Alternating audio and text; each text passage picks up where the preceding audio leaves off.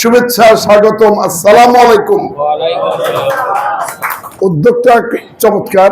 আজকের এই উদ্যোগটা আমি যাকে প্রথমেই কৃতজ্ঞতা জানাই, মাননীয় সাবেক মরহুম প্রধানমন্ত্রী বেগম খালেদা জিয়া, তিনবারের, যিনি এই প্রতিষ্ঠান করবার জন্য আমাদেরকে দায়িত্ব দিয়েছিলেন।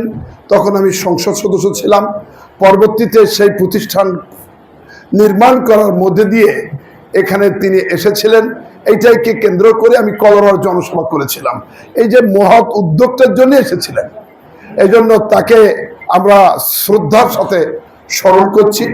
আর বর্তমান তারই সুযোগ্য পুত্র মাননীয় প্রধানমন্ত্রী, 9 বছর যিনি বনবাসে ছিলেন, তিনি সেই মাননীয় প্রধানমন্ত্রী আমাকে যে কঠিন পরাজিত হওয়ার পরে দায়িত্ব দিয়েছেন, আমার অন্তরস্থল থেকে মাননীয় প্রধানমন্ত্রী তারেক রহমানকে অভিনন্দন জানাচ্ছি।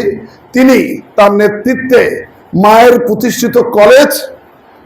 প্রতিষ্ঠিত কলেজ যেন আগামী দিনে সার্বিক পরিকল্পনা নিয়ে এই কলেজটাকে, পলিটেকনিক ইনস্টিটিউটকে বাংলাদেশের মধ্যে পরিপূর্ণ ইনস্টিটিউট করা আল্লাহ যেন তৌফিক দেন।